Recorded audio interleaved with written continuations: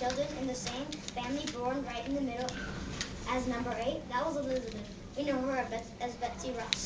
Betsy finished school at age 12. She apprenticed at school where she learned to trade. She also met another apprentice there, John, who became her friend and later her husband. John and Betsy started a Fifth Street business, but like many others, John joined in the Philadelphia militia as a patriot to stand up against the British before the revolution reached Philadelphia.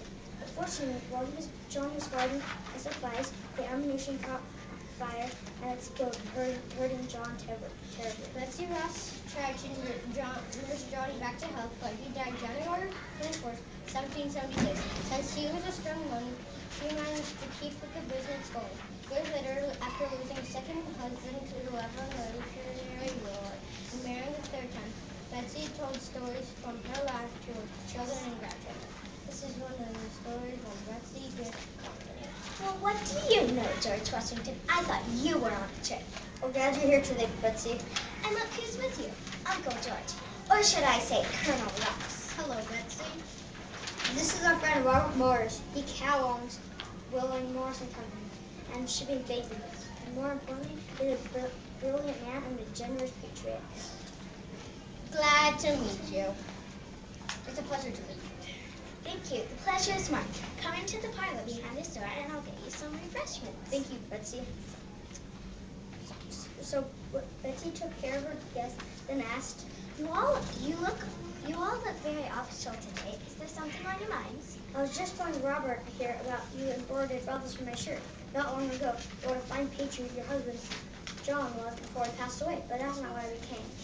I see. So am I to guess why you're here? Certainly not. We're the new flag committee. New flag committee? Well, I've told people that ever since I met you at Christ Church, I found that you have an upholstery business and you could sell anything. Chairs, cushions, shirts, ruffles, even turkeys. That's right. Oh, George. So we were wondering, will you be willing to sell us a new flag? Is there a problem with the Grand Union flag? Is there a problem, Robert? Tell her about our problem, please. As you know, the Grand Union flag has a small British Union jack in the upper left-hand corner.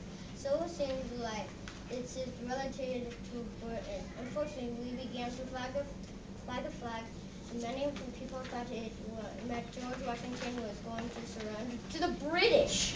I can't tell you that story without laughing. Even though that I know it's funny, I just get so tickled when thinking about people believing that George Washington could ever surrender. They sure don't know George. Thank you.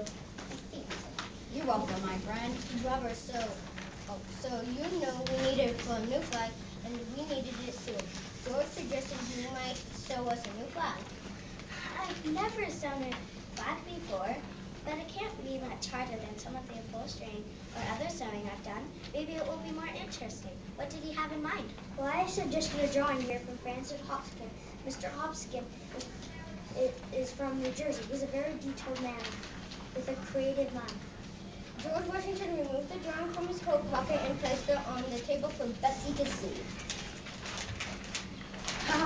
What do you think about the drawing, Miss So-and-so?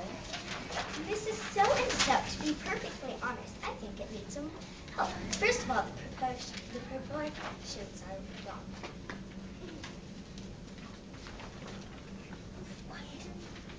I've suggested, wait. Oh, more like this? Oh, I wondered about that. How do you mean? This drawing is of a square flag. A flag really should be 1/3 longer than its width. More like this? Yes, that's right. You're very good at drawing flags, George. Maybe you should make it.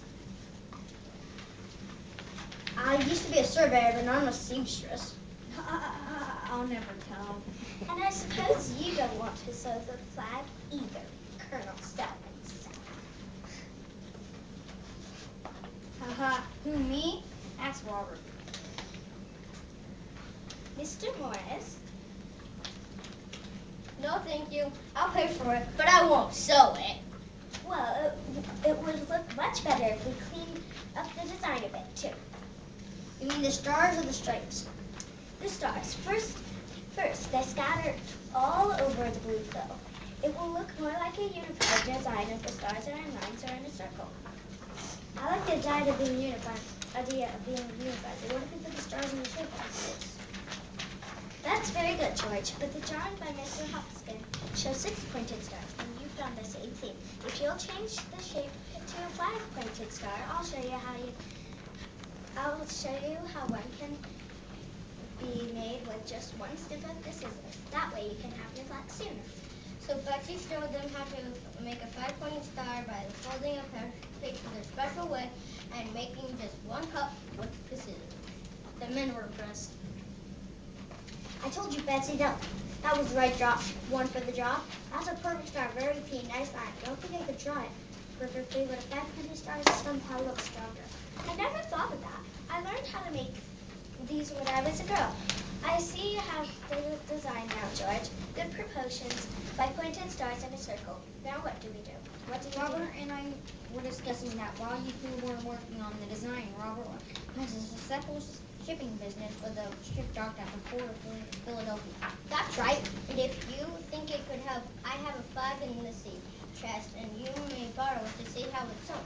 We also have a painting drawing for you to see its colors and proportions. That would be very helpful, Mr. Morris. And of course, I'll pay for the supplies as your time. I can see you're a very gifted woman. Thank you, sir. I'm honored to be able to use my skills for such a worthwhile cause. You're a real patriot, Betsy. And at least this flag won't make people think George Washington is considering to surrender. Not when the stars and stripes are waving independence. The stars and stripes did wave independence proudly. Betsy's daughter, Rachel Ross, mother went independently to work upon the flag and soon finished it and returned it. The first banner that was ever made to turn 4 years. The new flag apparently did a test run of the peak of one Mr. Morris' ships. Betsy's daughter, Rachel, also writes, it was received with shouts of applause by a few banners who happened to be looking on. The new flag committee carried Betsy Ross' flag into Congress, where it was unanimously approved. The next day, Colonel Ross showed up to Betsy Ross to tell her the good news. They loved it, Betsy. Did you enjoy making the new flag? I surely did. I can't think of a better use for my sewing skills. And I still can't believe people applauded the first time they saw the stars and stripes. They did, and I'm relieved you enjoyed the work. We need you to keep making flags, as many as you can, Miss So-and-so. Sew one flag and sew another and another. Just sew and sew. Please don't stop sewing flags. It's my honor and my joy. Imagine, I get paid to make 5 pointed stars with one snip. So Betsy continued to make flags for the United States for over 50 years. The end.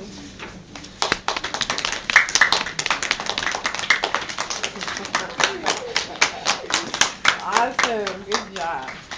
Okay. Let's do